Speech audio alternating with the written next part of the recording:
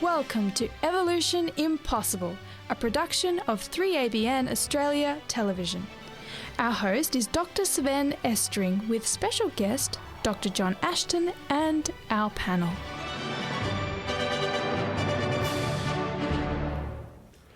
Hi, I'm Sven Estring, and you are joining us for another episode of Evolution Impossible, a series where we're exploring whether evolution, the major scientific theory about the origin of life, is even possible.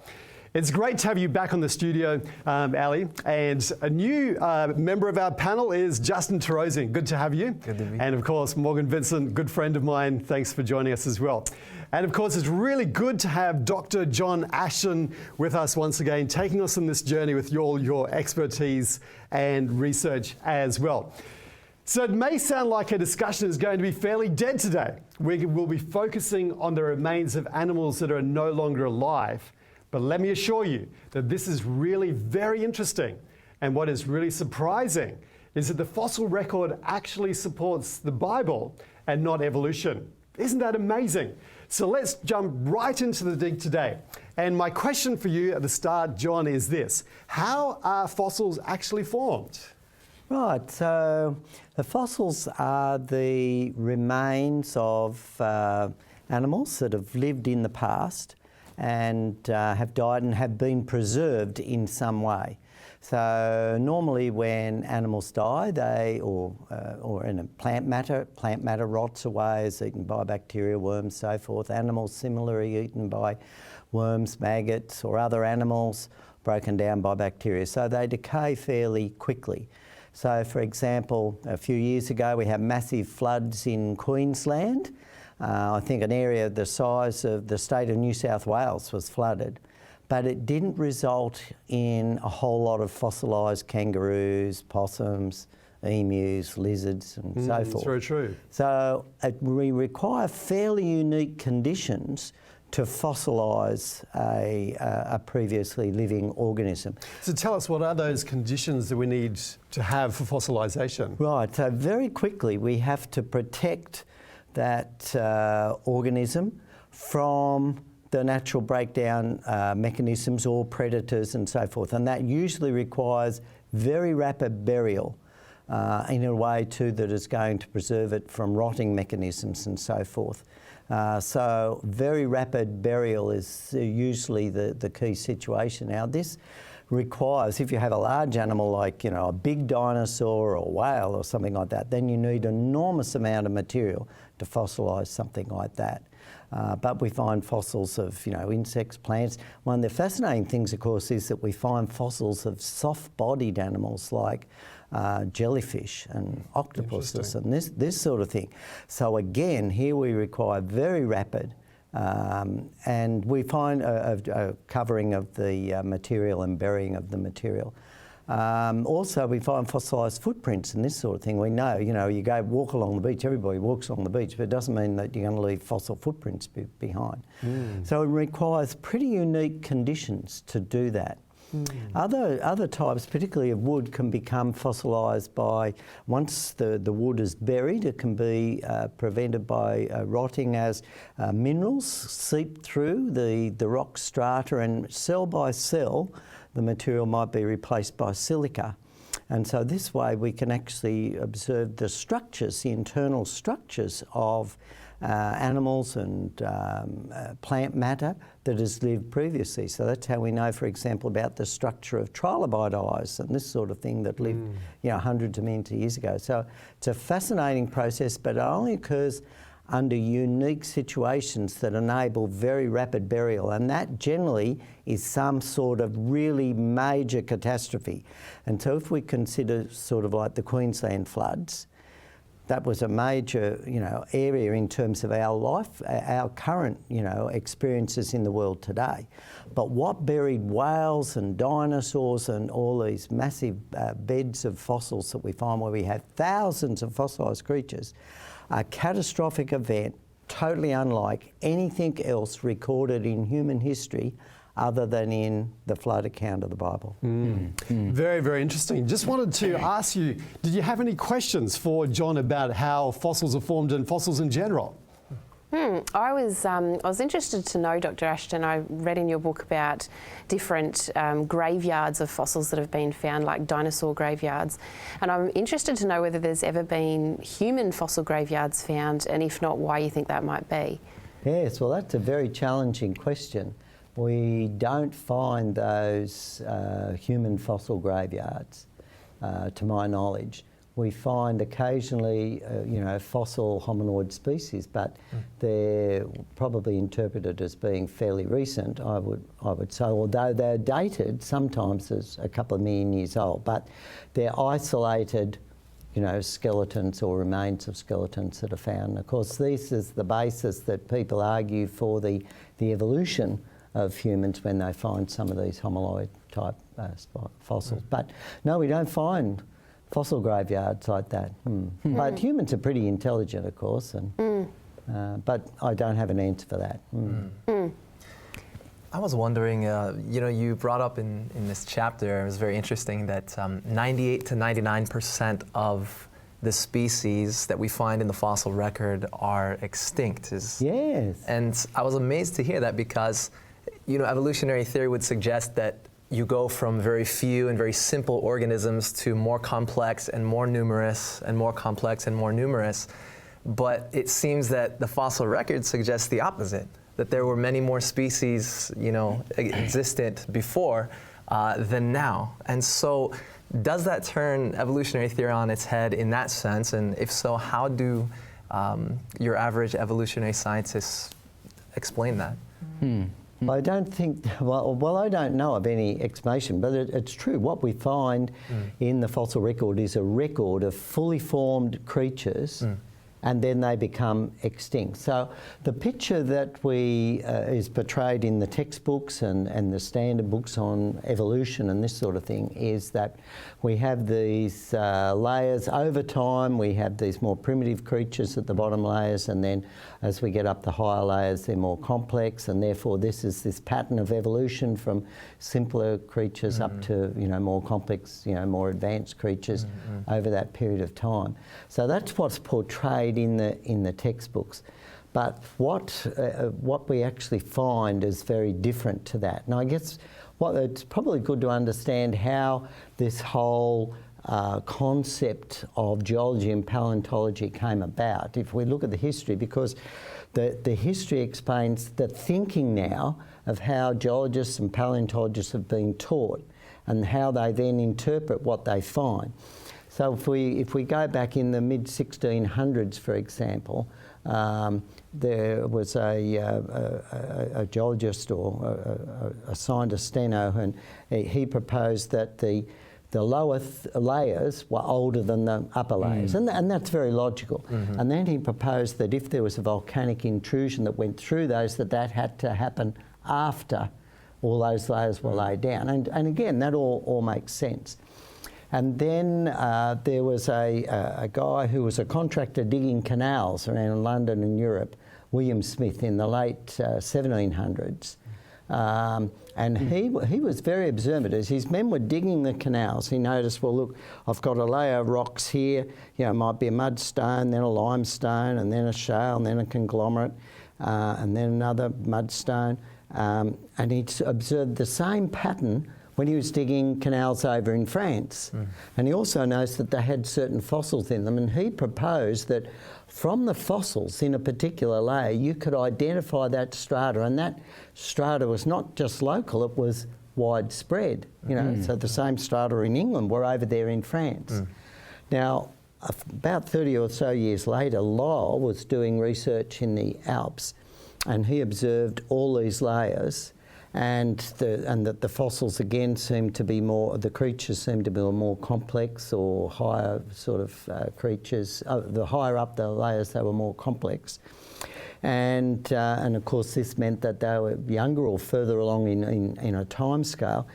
And he proposed that these fossils could be actually used to identify the layers worldwide and a geologic column. And so hence they set up this dating system of the columns was set up that way. So when scientists look at these fossils now, they're interpreting them in terms of these ages. Now, these ages were actually calculated on the basis of the thickness of the deposit. So if you had a deposit that might be 1 kilometre deep and had millions of layers, then Lyell proposed, well, that must be millions of years old because these layers probably represented annual layers coming down. And another geologist, James Hutton, had proposed around, again, in the late 1700s, that the processes on Earth were millions of years old and had happened very gradually. So when scientists look at this particular situation, this is the way we're taught in university. You know, I can remember I actually got a high distinction in stratigraphy when I was doing geology. And when we look at these structures, that's how we interpret those fossil layers as over a long period of time. Now, when Darwin's theory is superimposed on this, the whole thing is, oh, well, this is the gradual progression of creatures. And that's what's in their mind. When we step back, though, and we look at it, and we find, well, hang on, there's actually no evolutionary development of particular animals. So, for example, you've got trilobites, which are those little sort of like pill bug type creatures that lived at the bottom that have segmented bodies, lots of legs, big head, compound, very complex eyes, a lot of genetic code, their digestive system, all this sort of thing. And they're right at the very lower of the Cambrian rocks, which are among the oldest fossil-bearing rocks. And then under them, we've confined thousands of metres, well, thousands of feet, 1,000 metres or so, of layers of rock with no fossils in them. So they just suddenly appear, fully formed.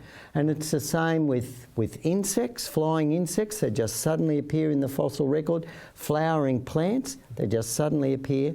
They don't change, and then they become extinct.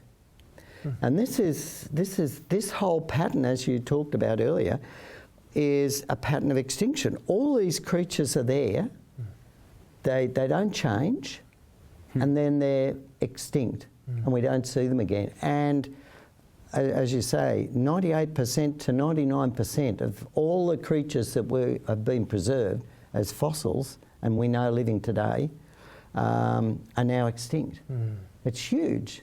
And it's directly opposite to what, as you were saying, to what the theory of evolution would teach.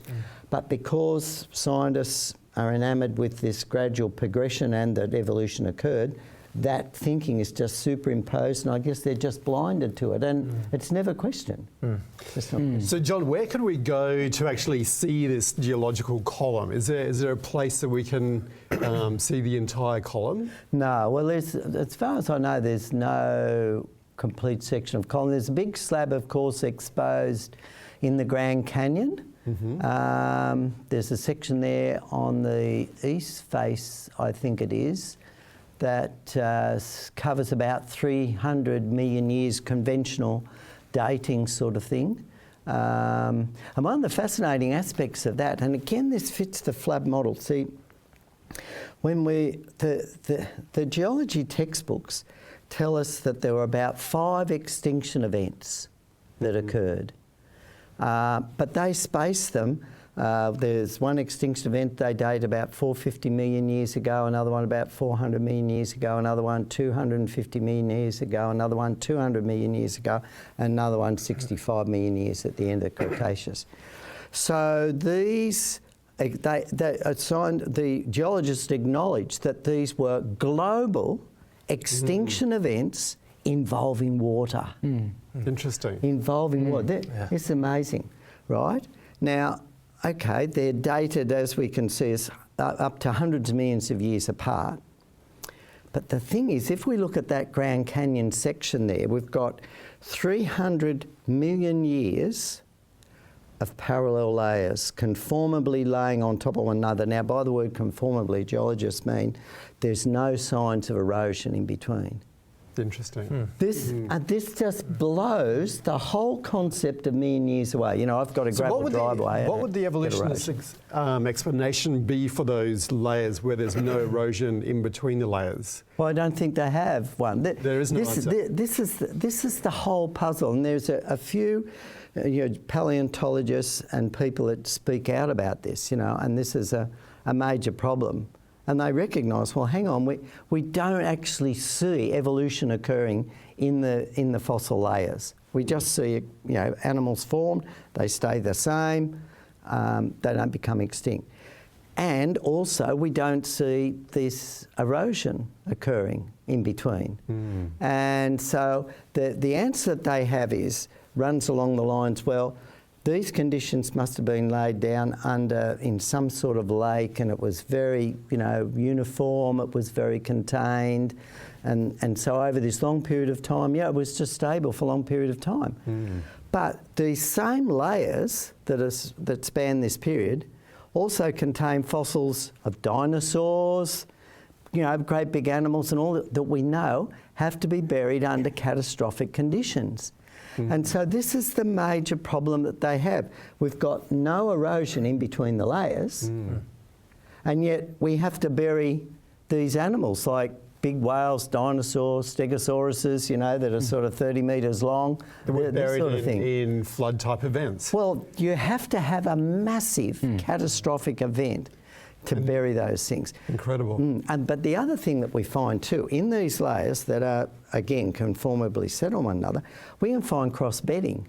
Now, cross-bedding, if you imagine a sand dune and you're blowing sand over the top of it, you get a layer here and a layer here, and so this layer is on an angle, and from this angle we can actually calculate the velocities of the fluid that is causing the dune. Now, the same effect occurs underwater, and from the slope of and the study of these bedding angles, or not bedding angle, cross-bedding, we can actually calculate the speed of the water, and the speeds of the water are equivalent to what you get in a tsunami type scenario. Wow. The other thing is too, when we look at these beds like that are exposed in the Grand Canyon, like if you look at the Morrison Formation that goes through there, this is a massive formation, over 1.5 million square kilometres. So this is huge. Okay, 1.5 million square kilometres is huge. It spreads from New Mexico up to Canada. Right, that's a huge slab, and so we have water that's being carried, the material that is being carried and spread as a thin layer over this massive area of land.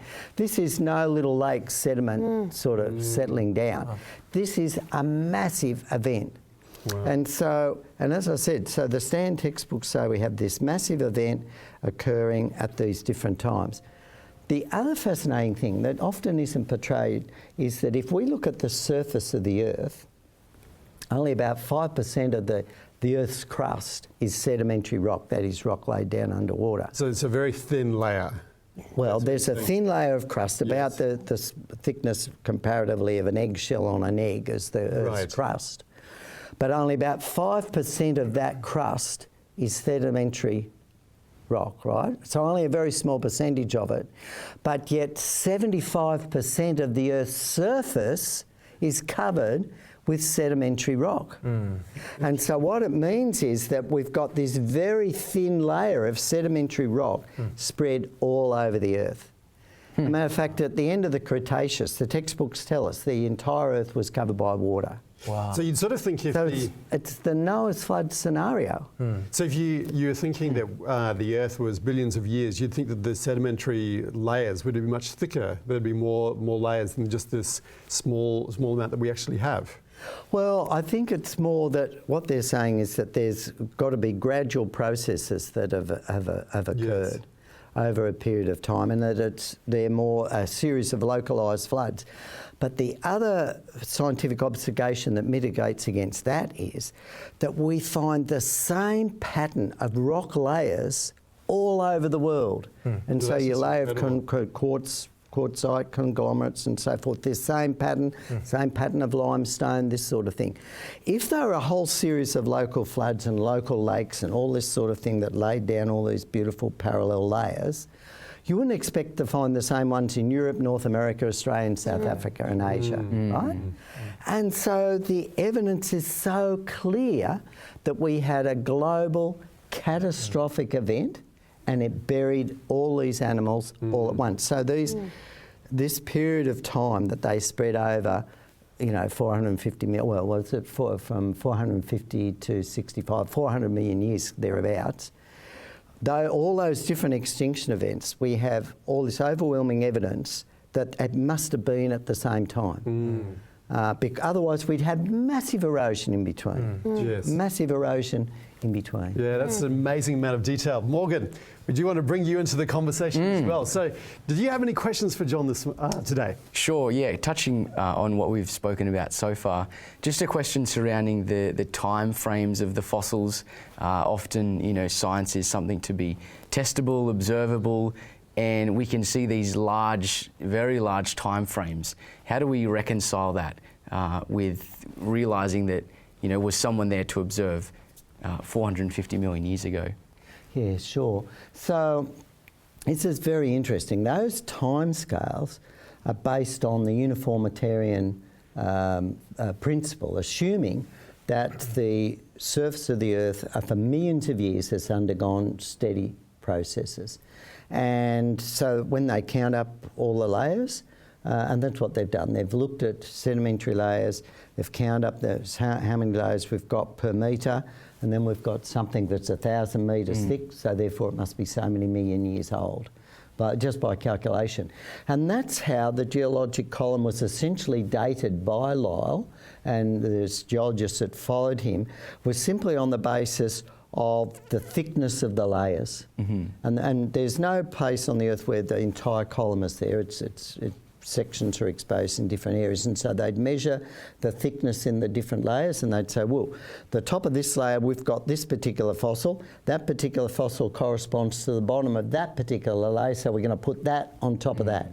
And we kept on adding these, and we assigned then ages to the particular types of fossils that are used to identify the layers. So that's how the different layers we hear about, Jurassic and Ordovician and so forth, Triassic, Cretaceous, all these sort of particular periods, they are characterised by particular fossils that are the key fossils that label those particular layers. And that's how those ages were worked out. Now later on we can talk about radiometric dating, but radiometric dating gives a wide variability of results, and generally they can find a result that will match the fossil age. And once that happened in the 1940s in particular, that more or less cemented these timescales. But there's a lot of problems with these timescales that we can discuss, probably another time. Dr. Ashton, I'm curious to know, taking you back to the fossils that are found in the different rock layers and the different time periods that they assign to those, it seems obvious to me from what you've already said that it doesn't support evolutionary theory, but I'm curious to know what the creationist theory is about why there's different types of fossils found in the different rock layers and how those animals got separated. Is there a particular explanation to that?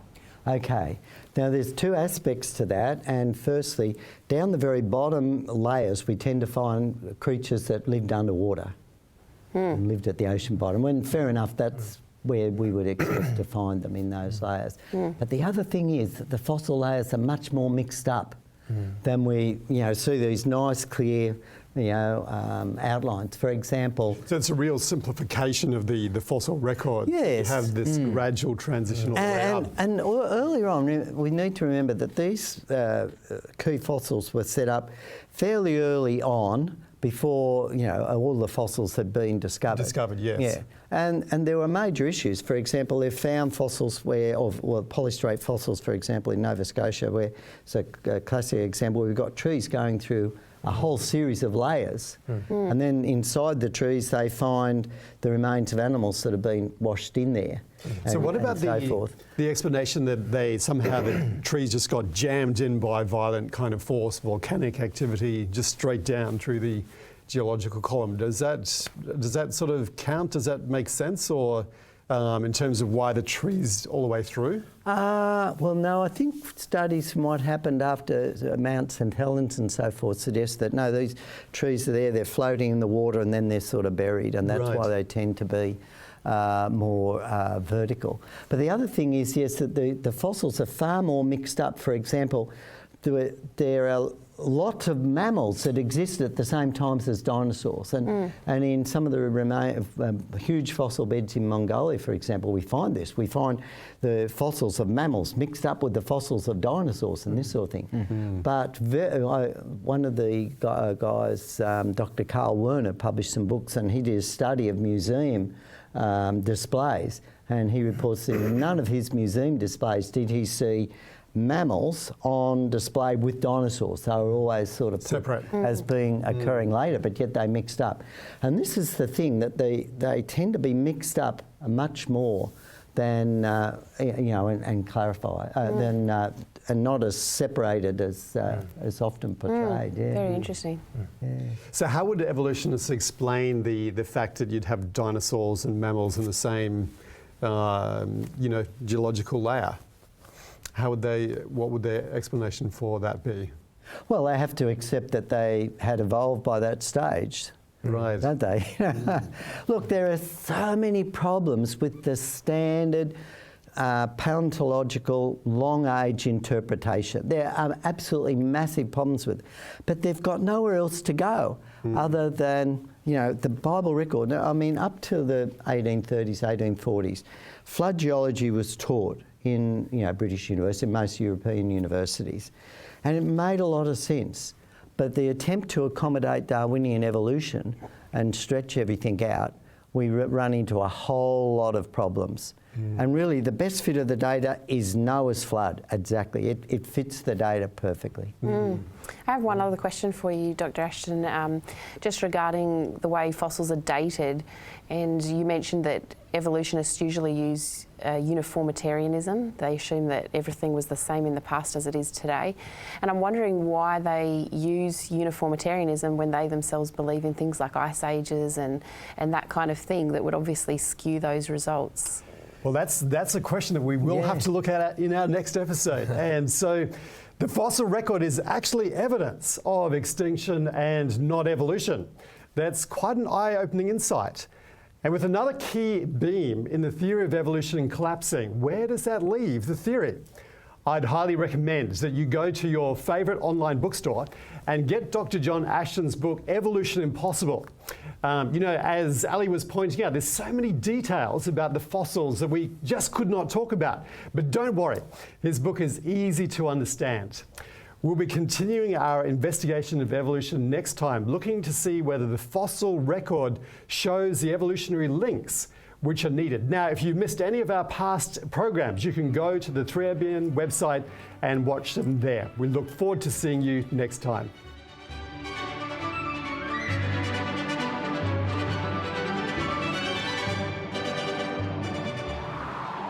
Thank you for joining us on Evolution Impossible, a production of 3ABN Australia Television.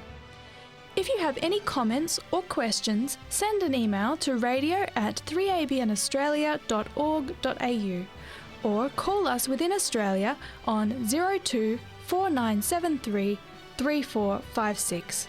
We'd love to hear from you.